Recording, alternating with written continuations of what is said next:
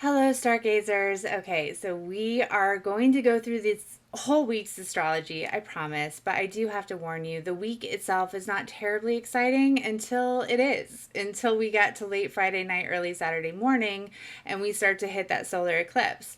But please don't be deterred by the fact that this is going to be a slightly more slower paced week than we've been used to planetary wise. You need it. You really do need to rest up and integrate all of the information that's been coming at us for the last couple of weeks.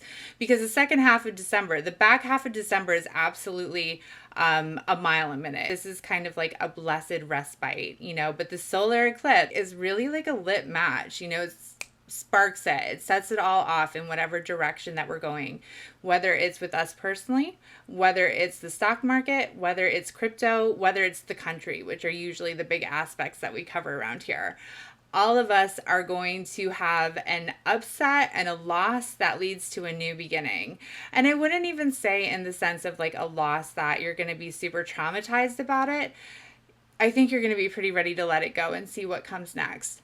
Okay, so Monday morning we wake up and Mercury and the Sun are still cazimi technically. They're very close together. So this is a lot of clarity around this time. The moon has moved into Libra. So that is going to set off a minor grand sextile, which I think is going to be very beneficial through the week. The moon is going to sextile the Sun and Mercury, and the Sun and Mercury are sextiling Saturn. This is one of the few chances of the week where you really do have an honest chance. If you seek it, you have a chance to really integrate or come to terms with some of the information that's been getting exposed to you by the Mercury cazimi. If it has been either, that's a positive or a negative thing. Like if you suddenly had a great trading strategy like revealed to you or something else like that, you have to be able to implement it. You have to take all of the steps to be able to take the knowledge that you've gained, that Mercury cazimi, and turn it into something tangible, Saturn, right? Something you can feel, something you can hold, something that can be measured.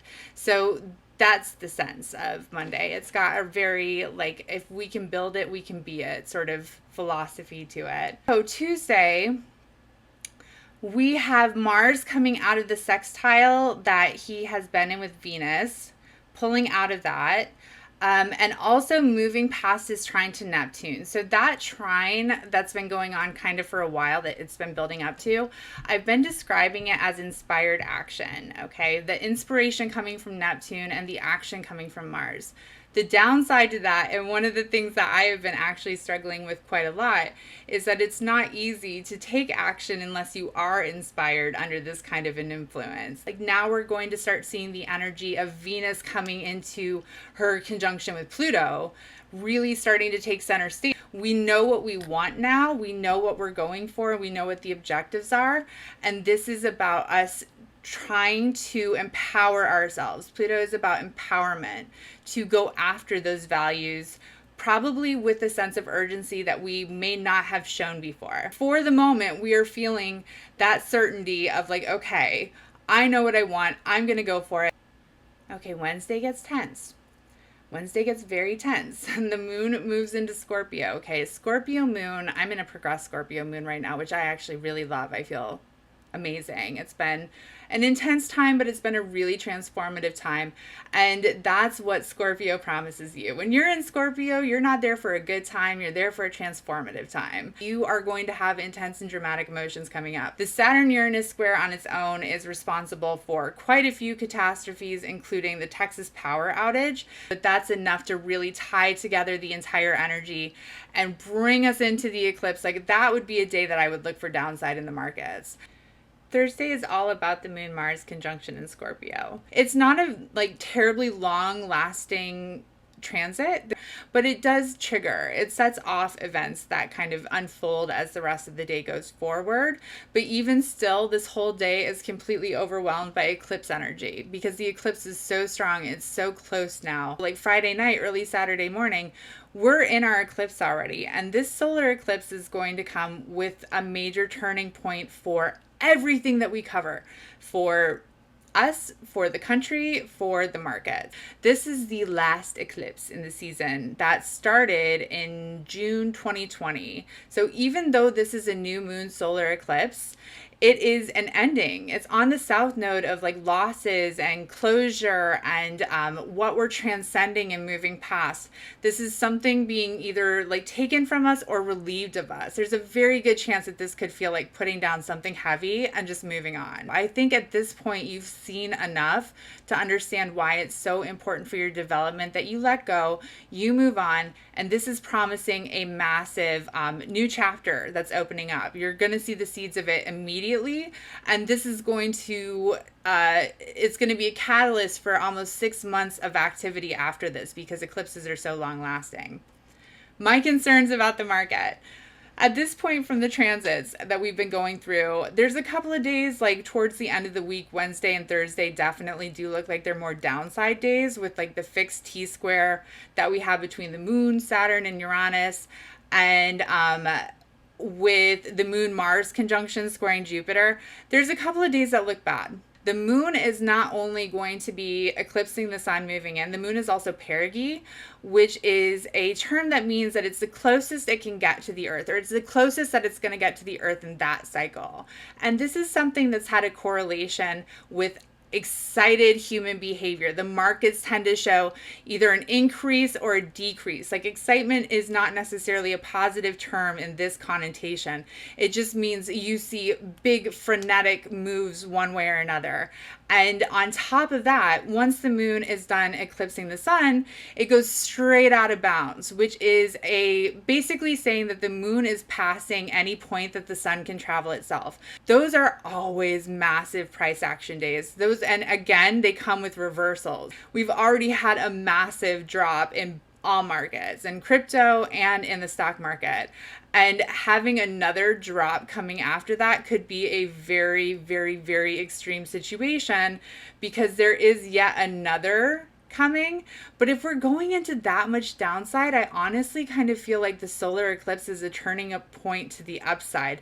It's weird to say that for crypto because this pulls it completely out of its lunar cycle, but that is something that eclipses can do. We've seen it tracking AMC and GameStop a couple of times. Maybe my soul can't take in what it actually means for this to be a negative indicator, but part of me does kind of feel like it is going to be, at least for the stock exchange temporarily, a flip to the upside. Crypto is a little bit more debatable. We're going to have to see where that goes. But that is the whole week's energy, really. Like all of these different transits with the moon moving through Libra and then Scorpio into Sagittarius. It's kind of like the stages of acceptance.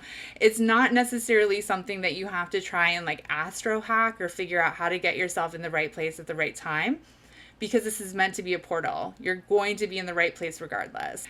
Starting next week, like when we get into next week's forecast, when Venus is going to be on top of Pluto, an energy that we're already starting to feel, when Mars is getting ready to shift into Sagittarius and conjunct the South Node, a murderous aspect, like really, really, really, every time that pops up, which is usually like once every 2 years, it's not as common as the Mercury or Sun conjunct South Node. It is always, it's like one of the 4 horsemen of the apocalypse. When you see it coming around, be scared, because it is always there when there's some kind of major disaster. 9/11, Mars South Node conjunction. 1920 Wall Street crash, Mars South Node conjunction. Black Monday, 1987, Mars South Node conjunction. They just kind of like keep on going. The list to come. That is one that I absolutely really, in terms of everything else that's coming, I would be so surprised if we didn't see some massive, massive drops somewhere in some indexes when that happens. If not some major market shaking world news and happenings, whether it's armed conflict or something, because there's just a lot of other aspects going on. But that's next week. But that's to give you a taste for where the end of this month goes as we finish up the month of December and the entire year getting ready to go into 2020. We have to prep. This is like a pre-game week that's coming on, because once the solar eclipse hits, after that, you are off to the races. You're strapped in. This is the last point that you have to get yourself ready for battle. There are all these purposeful moments to clear blockages and find clear to find a clear path that you're going to be walking in this week. There are opportunities, and I totally recommend that you take them, because I promise you, after Sunday, things aren't going to really look the same. So Saturday, the moon finishes rolling through Sagittarius, hits a square to Neptune on the way. One more clue and hint that we're tired of being delusional. We're tired of being deceived. You know, there is some part of like wanting to wake ourselves up and make sure that we're really seeing a clarity of the situation. So at least we're not self-deceiving, which anybody who's gone through a habit of that knows is like the very worst situation you can be in. When you're just lying to yourself, no one can help you. Like, you are the problem and you are the only solution. And Saturday has kind of those vibes of making sure with the action that we've been handed with the solar eclipse, that we understand, you know, what the assignment is, what we've been asked to let go of, and that we're moving ahead with clear purpose. This is about stepping forward into Sagittarian energy and freedom. On Sunday, the moon moves into Capricorn and we get to work. We have marching orders. We know what's been asked of us. We have clarification on our own desires and our own values and what we're personally in this for. And at this point, some kind of a plan should be formulated and you should be moving through and acting with that. This isn't a time for, even though there's a tremendous amount of Sagittarius energy trying to like pull us into kind of, not winging it, improvising, you know, like just sort of jazz hands, like whatever we do, wherever we show up, it's an adventure and we're going to know how to behave once we get there. That's kind of a Sagittarian philosophy, right? Capricorn is like, absolutely not. Anything worth doing is worth doing well. This is what we're doing one step after another. Capricorns know how to ascend. They know how to make a platform for themselves and take the next step and the next step and the next step, because Venus and Pluto are very, very close at this point. Personally, that Venus-Pluto conjunction looks a lot like seeking empowerment by any means necessary to go after the things that we value and we feel like have been kept from us. Know that when Venus does go retrograde at the end of the month, whatever you're so fixated on now may not be as important to you.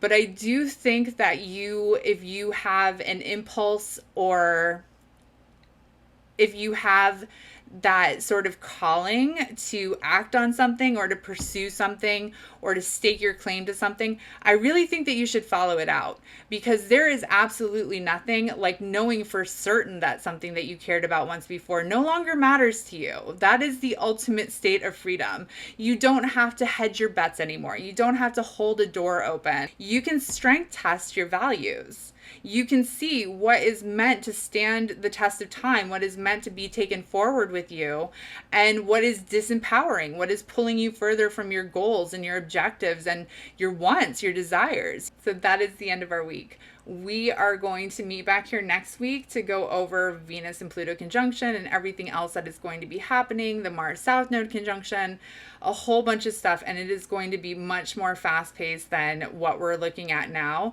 So I really, I will be on Twitter watching all the markets with you, and we are going to rest and take really good care of ourselves, because it is an eclipse week, and this is a solar eclipse, which means the sun, the body, the self is being called into it. You might feel a little bit drained on resources. Vitality could be a little bit low. I wouldn't be too concerned about it. I just, like, if you're feeling like a little bit sick or just tired and all that kind of, just give yourself some extra rest if you can manage it. And when you have the drive to kind of get up and start to work with these planetary energies, maximize it. Get as much done as you can in this time. You won't regret it. There is a lot of galactic support for you right now. This is whether or not it feels like it, even though it is a little bit like tough lovey, like, you know, explode everything that you're not meant to hold on to anymore sort of energy. It really is meant for your highest good and your ultimate well-being, especially as we start going into 2022. If you want to see my day-by-day updates and what my takes are on the market, you can come find me on Twitter at Imogen. And if you are looking, I'm getting bookings for these already, and I have a few spots left. 2022 readings are all the rage right now for very good reason because it's a very big year. So I do have some spaces left to do that, and there really isn't any harm in doing them in the beginning of the year either, whichever works for you in this holiday season. So I will see you here next week. Good luck. I have total faith in your ability to nail this.